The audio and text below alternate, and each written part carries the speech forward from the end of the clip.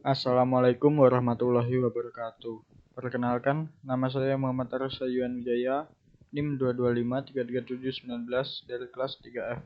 Di sini saya akan membacakan materi tentang lapisan fisik dari jaringan komputer dasar. Di sini kita akan mulai langsung saja. Yang pertama, perkenalan. Mengapa kita harus memilih modul ini? Karena ini adalah bagian dari lapisan akses jaringan model TCP/IP. Tanpa lapisan fisik, Anda tidak akan memiliki jaringan. Yang kita pelajari dalam modul ini yaitu tujuan lapisan fisik, karakteristik lapisan fisik, kabel tembaga, kabel UTP, kabel serat optik, dan media nirkabel. Tujuannya ini. Lanjut, tujuan lapisan fisik. Yang pertama, koneksi fisik.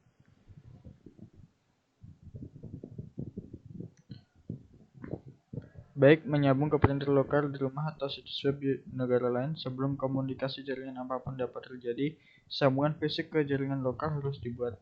Koneksi fisik dapat berupa koneksi kabel dengan menggunakan kabel atau koneksi nirkabel dengan menggunakan gelombang radio. Ini gambar router nirkabel. Koneksi kabel ke router nirkabel. Koneksi kabel menggunakan NIC Ethernet. Seperti itu. Lanjut, lapisan fisik.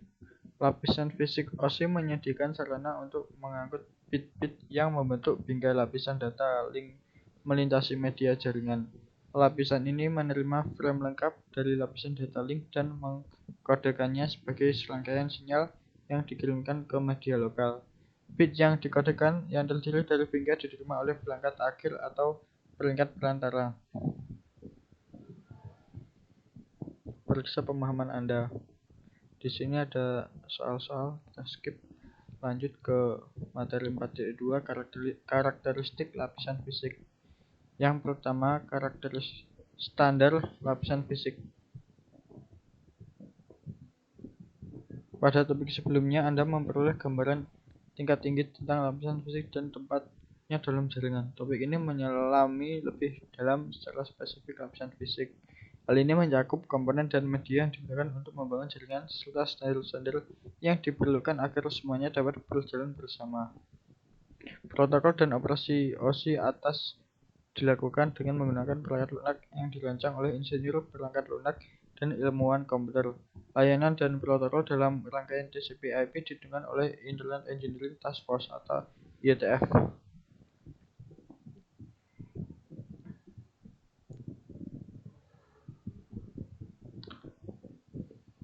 Lanjut, komponen fisik. Standar lapisan fisik membahas 3 bidang fungsional, yaitu yang pertama komponen fisik, kedua pengkodean, yang terakhir sinyal. Komponen fisiknya adalah perangkat kelas elektronik, media, dan konektor lain yang mengirimkan sinyal yang mewakili bit, seperti NIC, undermukat, dan konektor, material kabel, dan desain kabel. Semuanya ditentukan dalam standar yang terkait dengan lapisan fisik. Lanjut, 4.2.3 pengkodean.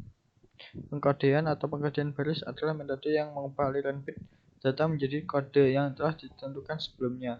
Kode adalah pengelompokan bit yang digunakan untuk memberikan pola yang dapat diprediksi yang dapat dikenali oleh pengirim dan pengerima. Dengan kata lain, pengkodean adalah metode atau pola yang digunakan untuk mewakili informasi digital. Hal ini mirip dengan bagaimana kode Morse mengkodekan pesan menggunakan serangkaian titik dan garis. Contohnya seperti berikut. Lanjut, sinyal. Lapisan fisik harus menghasilkan sinyal listrik optik atau nirkabel yang mewakili 1 dan 0 pada media. Cara bit dipresentasikan disebut metode pensinyalan. Standar lapisan fisik harus menentukan jenis sinyal yang mewakili 1 dan sinyal apa yang mewakili 0. Hal ini dapat dilakukan secara sederhana seperti perubahan level sinyal listrik atau pulsa optik. Misalnya pulsa panjang mungkin mewakili angka 1, sedangkan pulsa pendek mungkin mewakili angka 0. Lanjut, bandwidth. Media fisik yang berbeda mendukung transfer bit dengan kecepatan berbeda. Transfer data biasanya dibahas dalam hal bandwidth. Bandwidth adalah kapasitas di mana suatu media dapat membawa data. Bandwidth digital mengukur jumlah data yang dapat mengalir dari satu tempat ke tempat lain dalam jangka waktu tertentu. Bandwidth biasanya diukur dalam kilobit per detik atau kbps, megabit per detik mbps, atau gigabit per detik gbps. Terminologi bandwidth. Istilah yang digunakan untuk mengukur kualitas bandwidth antara lain latensi, hasil bagus. Latensi mengacu pada jumlah waktu termasuk penundaan bagi data untuk berpindah dari satu titik tertentu ke titik lainnya. Hasil atau output adalah ukuran layar bit melintasi media selama periode waktu tertentu. Hasil bagus. Ini ada soal, lanjut ke kabel tembaga.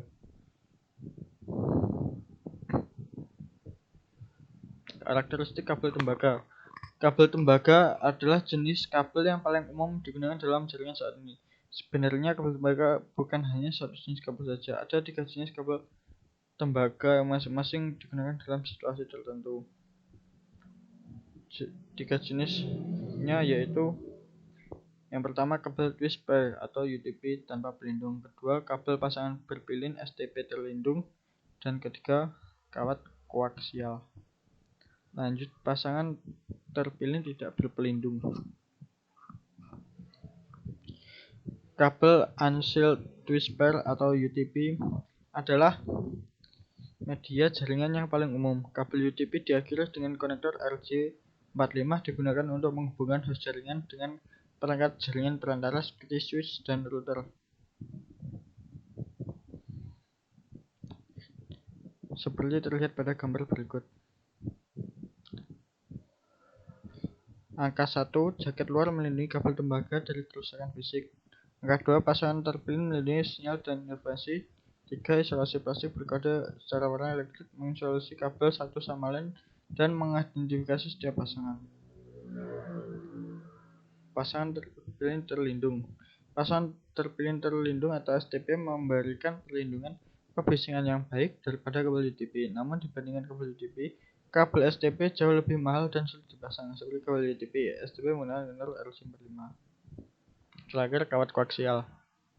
Kabel koaksial atau singkat koak mendapat namanya dari fakta bahwa ada 2 konduktor yang berbagi sumbu yang sama. Seperti terlihat pada gambar, kabel koaksial terdiri dari seperti berikut ini. Seperti ini kabel koaksial. Lanjut, 4 kabel UTP.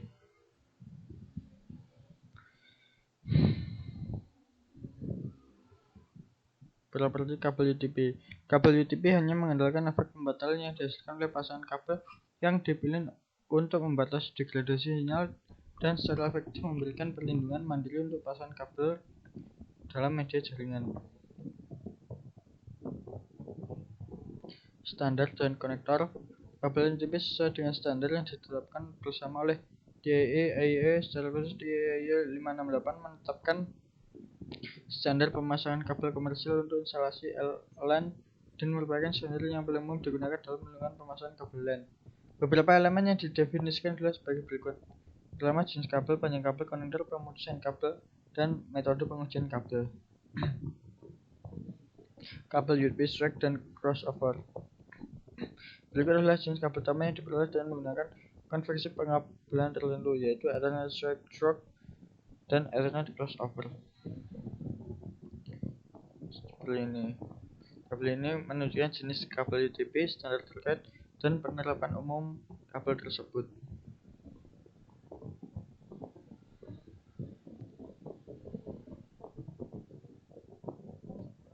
Lanjut, 4.5 kabel serat optik.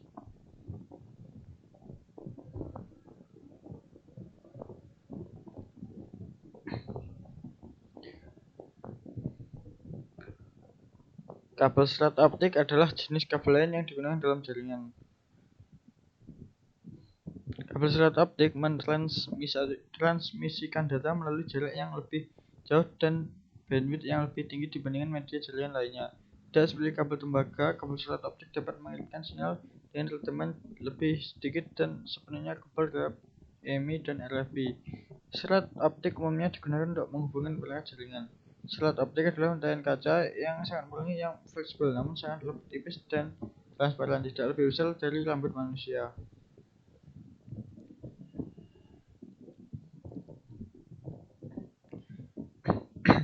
Jenis media fiber. Kabel serat optik secara garis besar diklasifikasikan menjadi dua jenis, yaitu serat mode tunggal SMV dan serat multimode MMV. SMF terdiri dari inti yang sangat kecil dan menggunakan teknologi laser yang mahal untuk mengirimkan satu sinyal cahaya, seperti yang ditunjukkan pada gambar.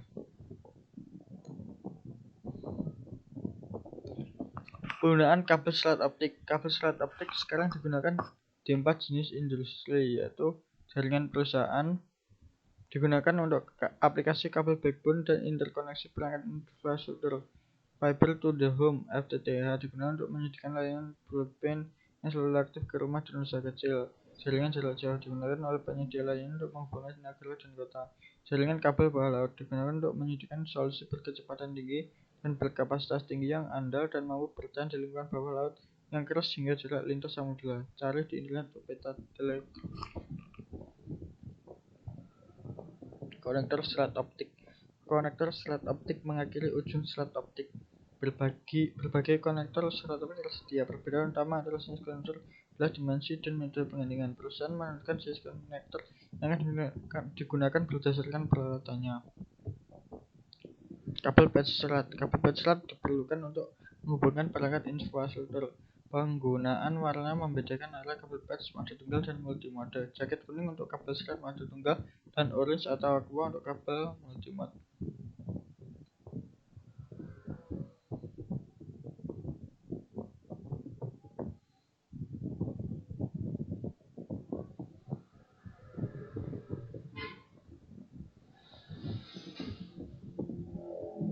Serat versus tembaga.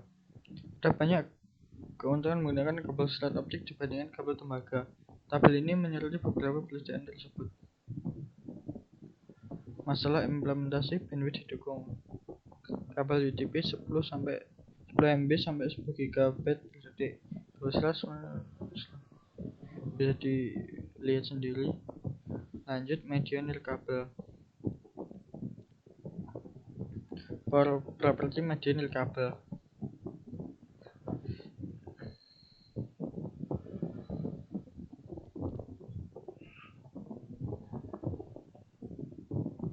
Ini adalah beberapa keterbatasan nirkabel, yaitu area cepat, interferensi, keamanan, dan media bersama.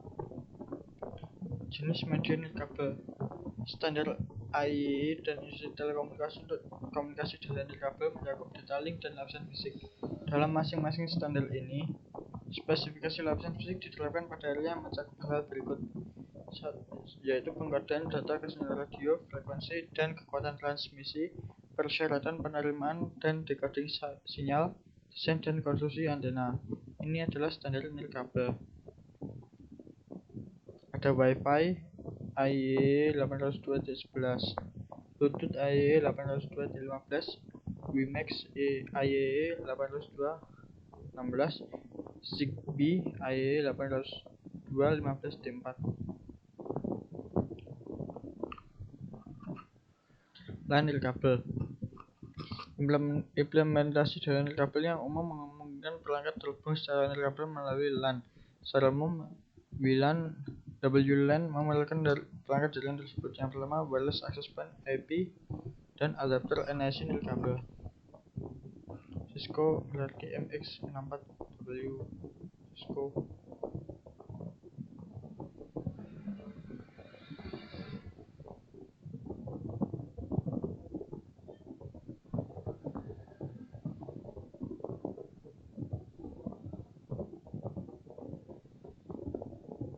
Yang kita pelajari dalam modul ini yaitu pertama ada tadi tujuan lapisan fisik, karakteristik lapisan fisik, kabel tembaga, kabel UTP, kabel serat optik, media nirkabel. Ini quiz bisa dikerjakan. Sekian, terima kasih dari saya.